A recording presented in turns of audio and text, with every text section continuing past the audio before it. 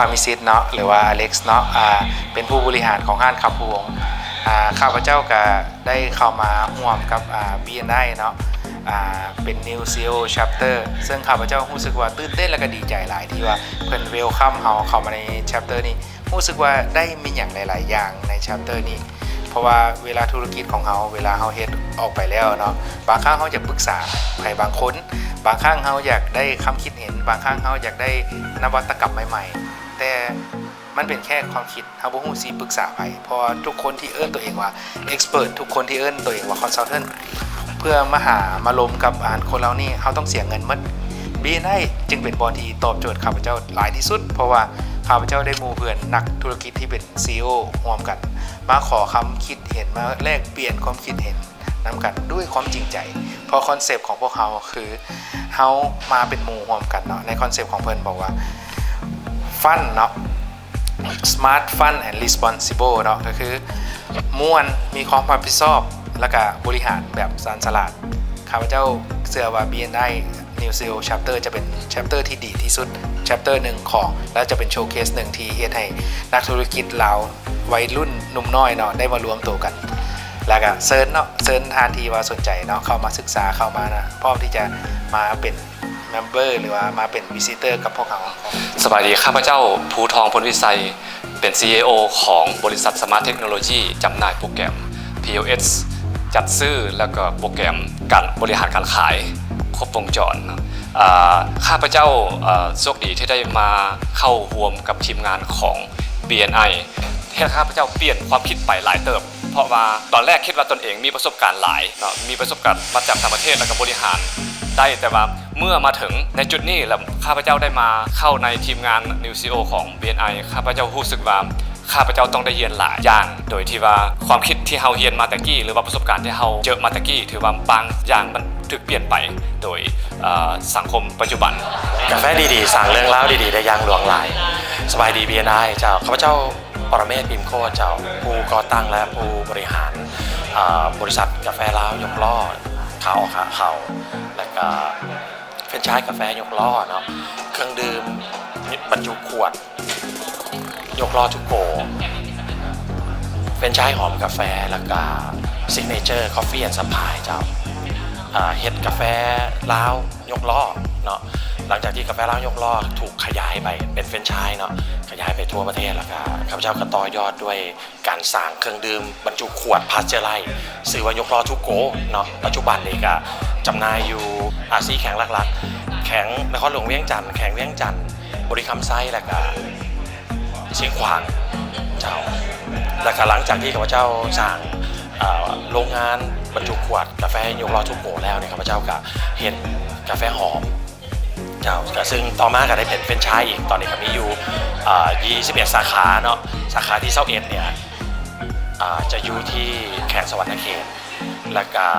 หลังจากที่มีเฟรนไชส์เกิดขึ้นหลายเนี่ยมันข้าพเจ้าก็เลยสั่งธุรกิจซื้อ Signature Coffee and Supply ขึ้นมาเหตุผลที่เข้ามาใน BNI ก็เพราะข้าพเจ้าเห็นหลายธุรกิจซึ่งจริงๆแล้วเป็นธุรกิจที่สายเดียวกันเบิดเนาะข้าพเจ้าก็มีความทั้งความรู้ทั้งความคิดแล้วก็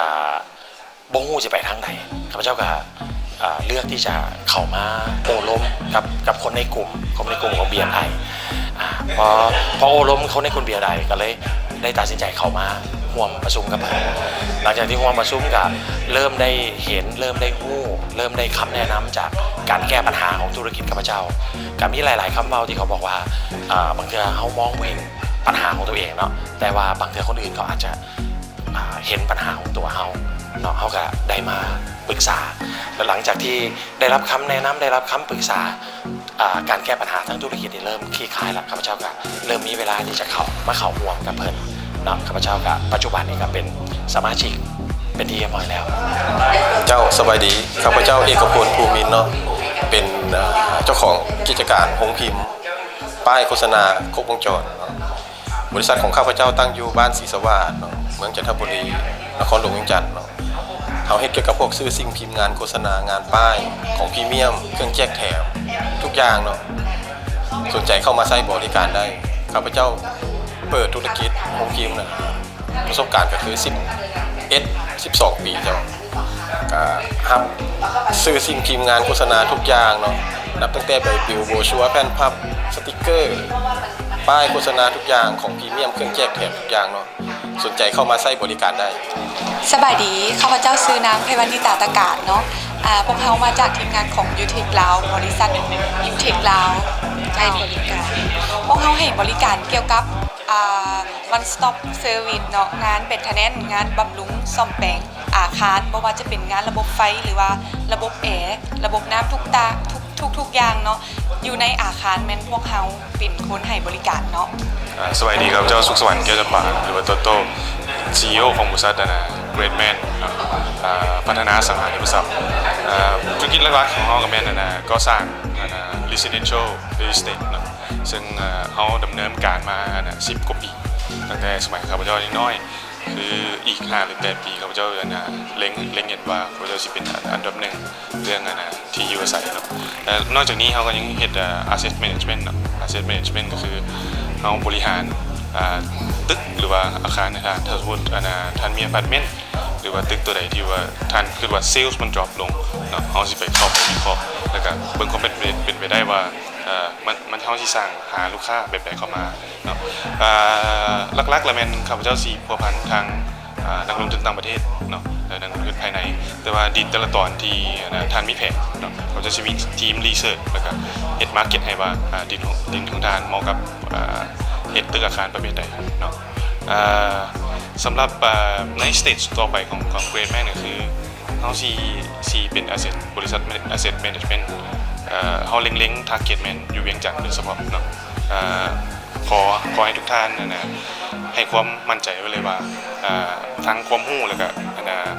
ความรู้ทางการลงทุนความรู้ทางอสังหาที่เขาเก็บเกี่ยวประสบการณ์มาหลาย10 ปีนี้เขาจะเป็นอันดับหนึ่งเรื่องที่อยู่อาศัยให้ได้จากสวัสดีเนาะข้าพเจ้าภูวันจันทร์เพ็ญหรือว่าสินเนาะเป็น CEO ของบริษัท SC Frame บริษัทข้าพเจ้าเฮ็ดเกี่ยวกับประตูโปรเย็บ UPVC แล้วก็บริการเพดานยิปซัมอลูมิเนียมแล้วก็แก้วเนาะนอกนั้นเขายังมีบริการชุดประตูออโต้แล้วก็มีประกันหลังการติดตั้งหลังการขายประมาณ2 ปีที่เข้ามามีปัญหาก็คือจุดหมายก็คืออยากประสบผลสำเร็จเนาะอยากมารู้จักกับนักธุรกิจหลายๆทางเพื่อจะได้ถอดบทเรียนเพิ่นเนาะก็เข้ามาแล้วก็รู้สึกว่าดีใจที่ได้เจอกับหลายๆทางนักธุรกิจระดับท็อปๆของเราทั้งนั้นเลยแล้วก็ได้รู้รายละเอียดเกี่ยวกับธุรกิจของเพิ่นแต่ละสาขาธุรกิจแล้วก็เฮ็ดให้เฮามาปรับปรุงมาพัฒนาต่อยอดธุรกิจตัวเองข้าพเจ้าซื้อธินกรแสวงศึกษาเนาะเป็นผู้ดำเนินการบริษัทแสวง IT Solution ซึ่งให้บริการเรื่องระบบ IT ได้การเฮ็ดระบบโปรแกรมระบบเว็บไซต์ระบบเน็ตเวิร์กหรือว่าระบบเซิร์ฟเวอร์ต่างซึ่งระบบโปรแกรมระบบเว็บไซต์ของพวกเราก็มันเป็นระบบคัสตอมไมซ์เนาะเฮ็ดตามความต้องการของลูกค้าแล้วก็นอกจากนั้นพวกระบบเว็บไซต์ของเราก็มีการเชื่อมต่อกับระบบpayment ระบบเครดิตการ์ดของธนาคารแล้วก็สิ่งที่ต่อไปก็สิ่งที่เชื่อมต่อกับระบบ One Pay ต่างซึ่งพวกทีมเรากำลังพัฒนาอยู่ส่วนระบบเน็ตเวิร์กของเราก็สิมี